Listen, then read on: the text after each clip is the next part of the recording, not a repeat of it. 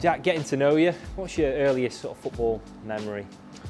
I think thinking back was probably just kicking a ball up against my house in the garden with my brother. So my brother's 3 years older than me, so just going outside and kicking a ball against the wall and passing the ball with him really. And then growing up slightly is going down the village park and just having a kick around. And I think times have changed a little bit now, but when I was younger there'd be a massive group of us of 10, 20 lads just going down the park just for a kickabout, and that's kind of what I look back on as my early memories of football. So I played for my local village team, like Sunday League, and there was no one to go and goal, so I was kind of like, I'll go and goal, but I wanted to play out on pitch as well, so we kind of split it half and half. Some games I'd play out on pitch, some games I'd do half in goal, half out on pitch. And then obviously as a kid you want to run around and score goals but I ended up just, falling towards goalkeeping, and that's where I fell into Watford's academy, and that's where it all began really. What age did you start training with Watford and sign with Watford? I signed with them under 14s, so I wasn't like early into the academy system. So I think I took a bit of a gamble. I was quite tall as a like 13, 14-year-old, so they thought like there was something to work with, and slowly picked up on things, and it probably ultimately helped me get to the point I'm at now.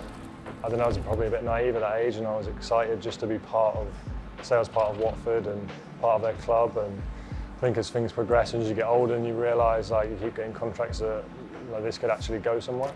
Who was your team growing up? Who do you support? I supported Liverpool, which is a bit of a weird one, from down south pretty much.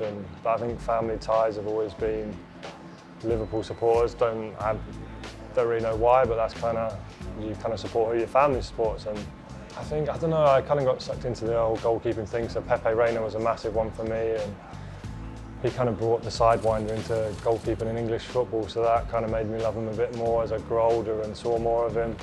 Van der Sar as well, looking at goalkeepers wise, he's probably the same era as Reina, and those are the two that I love to watch. What's the best thing about being a goalkeeper?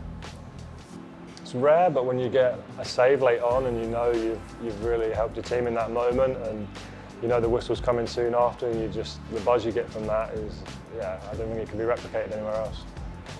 The most challenging thing, it probably is dealing with the mistakes. How can you switch from, if you've made a mistake, just to focus, because you've got the rest of the game to obviously to play and try and lock back into game mode. So I think dealing with mistakes, but then I think once you've been through enough of those moments, it becomes like a second nature.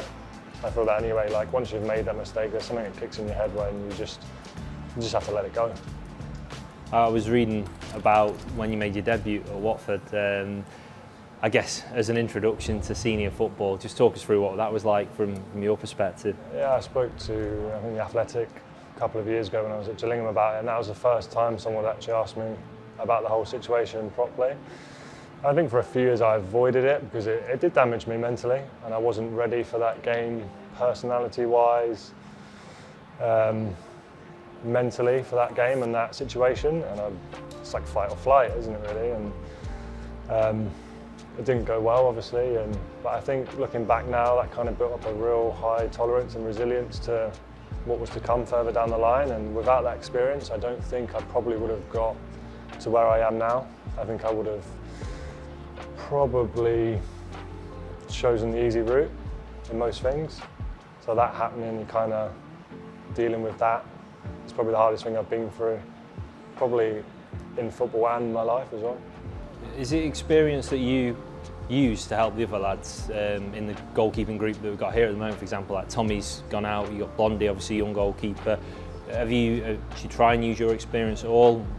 Yeah, definitely. We all try, and we've got quite a close goalkeeping unit, so we all try and help each other. I've had conversations with Goldie and Blondie about loan experiences, and we sat down and went through some of the top goalkeepers who have been on loan and how they got to where they are now, and it's such an important part of the journey. And you look at Tommy now, he's obviously been called back, but that loan experience, I spoke to him before the game Saturday and just asked him, what did you find hard, what did you find easy, was there anything that shocked you? And it's just nice to hear what he comes up with, and then I'll give him what I thought was my biggest learning point in those times where I was on loan, and hopefully that can help him on his journey. Carlisle was obviously my first proper loan, and I knew that I had to go there and do well because I was quite late on. I was 23, turning 24 at that point, and I knew that I had to kick on at that point and play games and be consistent in what I was doing.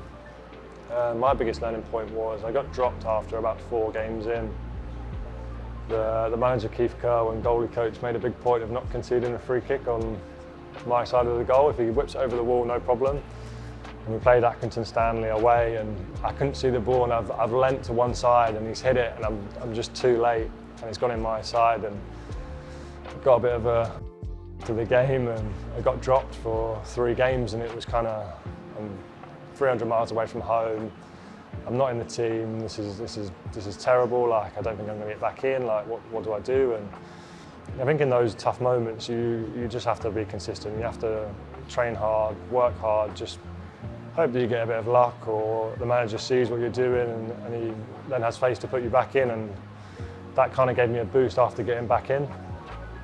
So then after that point, I think I played the rest of the season, done really well, and then leading on to Bristol Rovers the next season, that was kind of the next step to move up a division and keep doing what I was doing. And yeah, it felt a lot easier going into Bristol Rovers knowing that I'd played a full season, a lot more confident, a lot more sure of what I was doing, and learning about myself as a goalkeeper as well, and me as a person. There's little things that people on the outside probably don't get, like pre-match meals and how you prep for games. Like I struggled with what I was eating. I couldn't really stomach certain things, so I was kind of finding out what I could actually get down and what I could, like it wasn't sitting on my stomach during the game.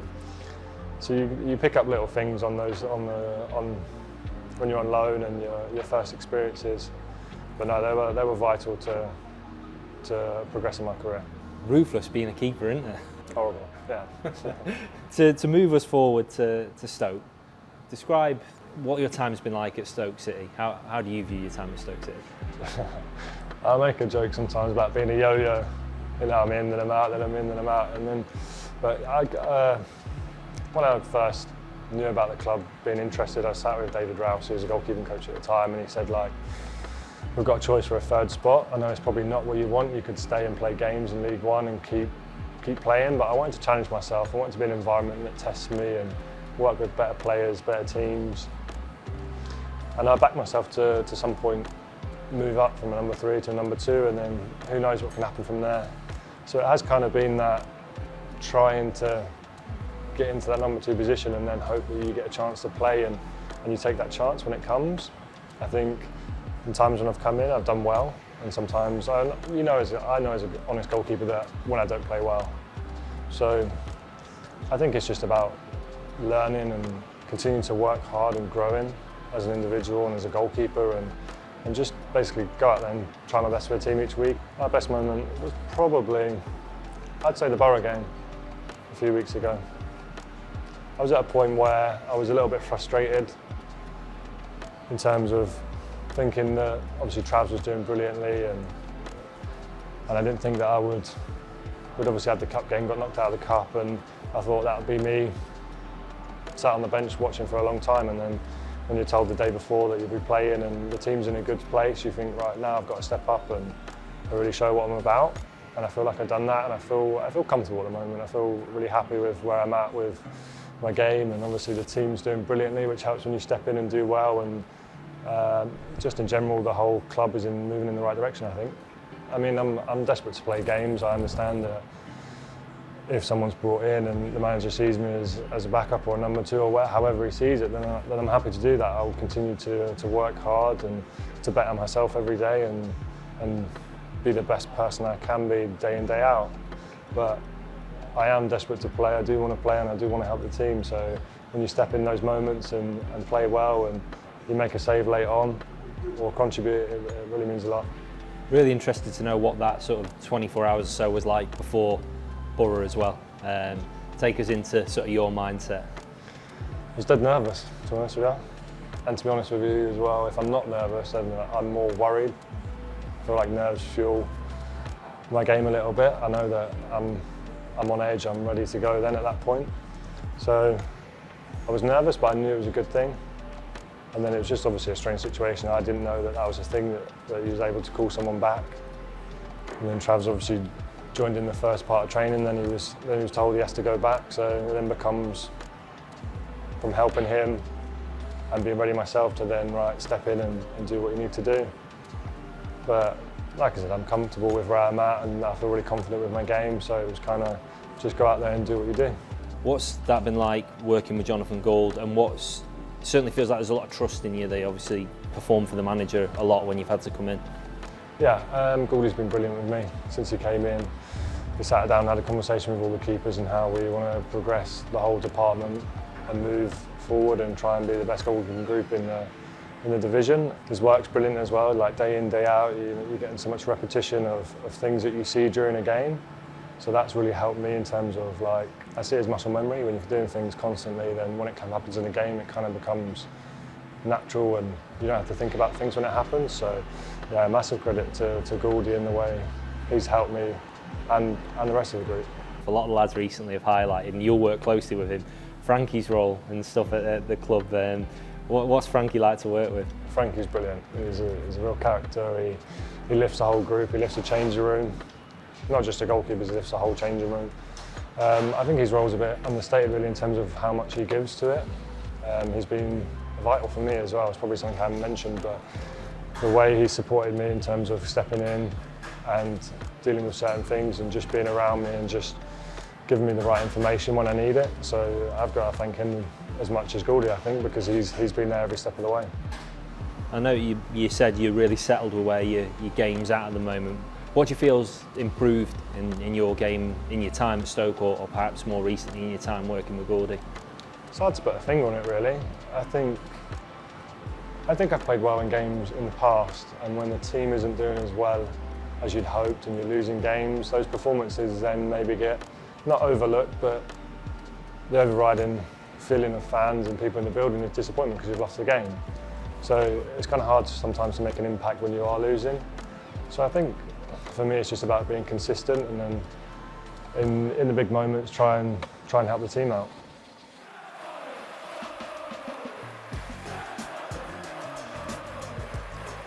You mentioned the fans there. Your song, I can't speak to you without talking about the song. Yeah, no, it's amazing.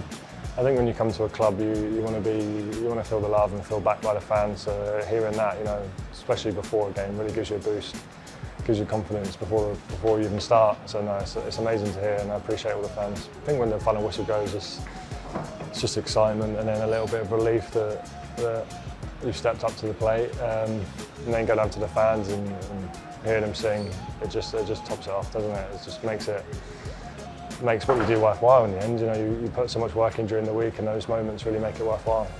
Yeah, if I was your friends or family or something, I'd be sending you like voice notes or something, singing it all. Yeah, a few of them do now and again after the games. In terms of you've signed a new contract here at Stoke, just tell us firstly how pleased you are as well that's been sorted out. Yeah, I'm buzzing to get it over the line. Just makes you feel that all the work you've put in has come to fruition and that you're doing the right things, and to keep doing it really, and to keep pushing, and especially now in this moment where I'm back in the team to keep doing what I'm doing to help us move forward. Consistency, security, things like that.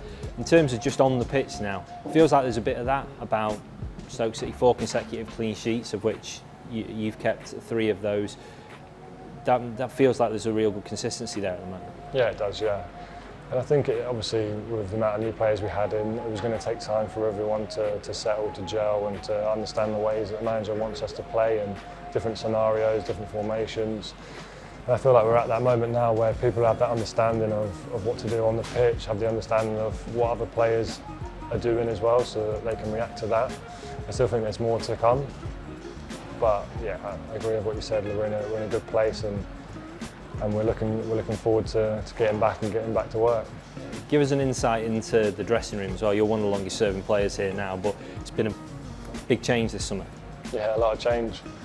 A lot of different dynamics in the room. When I first joined, there was a putting mat, and everyone would flock around the putting mat in the mornings, and then it changed to a dartboard, and now obviously we've got the new setup here, and there's a pool table. But the changing room's been good. Obviously, with the new lads coming in, everyone's settled in brilliantly, and yeah, it's just a good group of lads who are honest and we want to work for each other. Obviously, there's a lot of new players come in, so everyone's trying to suss each other out at first and get to know each other. But the overriding feeling now is just positivity, and I think you can feel that all around the place from being in the training ground and then going to games, and just ultimately there's a good feeling. You mentioned the pool table. You and Ben Wilmot seem to, we've seen a lot of Luke and Wouter on the dartboard. It seems like you and Ben Wilmot are in control of the pool table. There's me, Ben, DiMaggio and Lewis Baker. We have a little round robin and a good bit of fun on the pool table. Wilmot's most consistent. He seems to rock up in the morning and he seems like he's been playing pool all night. Bakes is okay. He's average. And yeah, it's probably me and Dee at the bottom. It's just a good social environment that we've got at the training ground now, and it helps breed positivity and what we're trying to achieve. Do you spend much time with any of the lads away from training? We all try and get out and try and do bits here and there. Me and Ben have played a bit of golf in the summer until obviously he got injured and he can't play. So as soon as he's back fit, I'm sure we'll get back on the golf course. Give us an insight then into what a standard afternoon is away from training for Jack Bonham. You go away from here, what do you get up to? Up until now, it's just been go home and then get pestered by my missus. She wants to go out somewhere and get out of the house. But no, it'll be pretty chill, to be fair. I don't like to do too much after training. So, but I've just got a new dog, so it'll be taking up a lot of my time now. And you don't live too far away from the training ground and stuff, but what's on the radio or podcast, etc., what you're listening to on your way to and from training? I am a bit of a switcher. I can't listen to something for too long, so I'll have a bit of music on or I'll switch to a podcast, maybe on the way back and then music on the way in. So podcast, Stephen Bartlett, the Diary of a CEO. I find kind of like the high performance podcast as well. Those people who have reached a high level at what they do, just interesting to find out how they've got there, their thoughts on what works and what doesn't work, and just a general feeling of what they perceive as success. It's quite interesting. Yeah, I'm going to bring it back to football just as we finish. Hopefully many years left in the game for you. What would you still like to achieve? Probably just to play as many games at the highest level as possible. I think everyone's dream is to play in the Premier League, so if I was able to attain that, then I've reached everything that I've wanted to. If not, then I'd still be incredibly proud of everything I've managed within the game. And when I look back on how it started to where I am now, I didn't think that was possible after that game. So yeah, I'll always be extremely happy of what I've done.